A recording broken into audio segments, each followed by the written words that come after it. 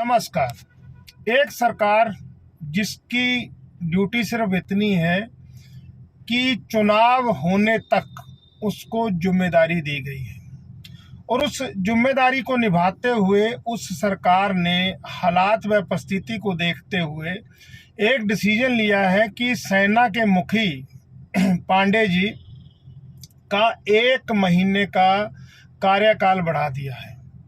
अब उस 1 महीने के कार्यकाल को बढ़ाने के पीछे का कारण क्या है, इसके ऊपर हम लोग विचार विमर्श करते हैं।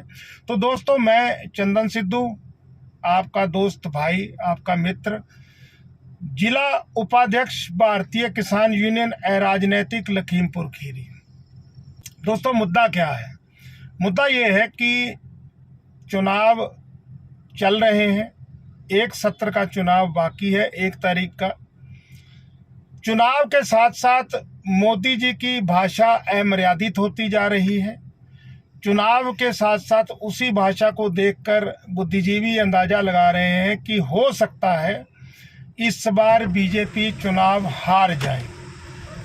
तो दोस्तों, इसी हार के साथ में हम लोग एक चीज को लेकर विचार विमर्श कर रहे हैं कि जिस सरकार का इस समय का कार्यभार सिर्फ इतना है कि चुनाव के दौरान उनको जो है एक मतलब कि कार्यवाहक सरकार के रूप में जो है डिसीजन लेना है, क्योंकि ना ही तो युद्ध का माहौल है, ना ही कहीं पे कोई झगड़ा है या कोई अप्रिय घटना हो गई है कि उस सरकार जिसका सिर्फ निगरानी करना काम है कि उसको 1 महीने का कार्यकाल बढ़ाना पड़ा।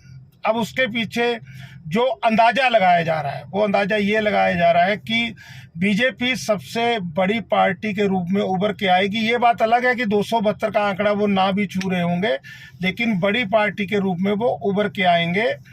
और एनडीए के साथ में भी अगर वो गठबंधन करने के बाद सरकार नहीं पूरी कर रहे होंगे, क्योंकि सीटें दूसरी पार्टियों के पास भी कम होंगी, तो जाहिर सी बात है राष्ट्रपति जो है मोदी जी को सरकार बनाने के लिए पहला निमंत्रण देंगे।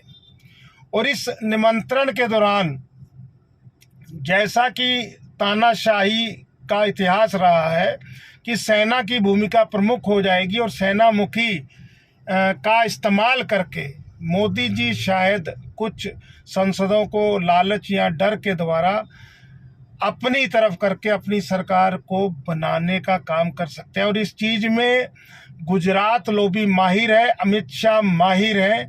यही चीज जो है बुद्धिजीवी इस समय कह रहे हैं। दोस्तों, इसके ऊपर हम लोग आप लोगों से भी कमेंट चाहते हैं, आप लोगों से भी ओपिनियन चाहते हैं कि आप लोग जो है बताएं, आप लोग समझाएं कि क्या कारण है कि मोदी जी ने सेना मुखी का 1 महीने का कार्यकाल बढ़ा दिया है।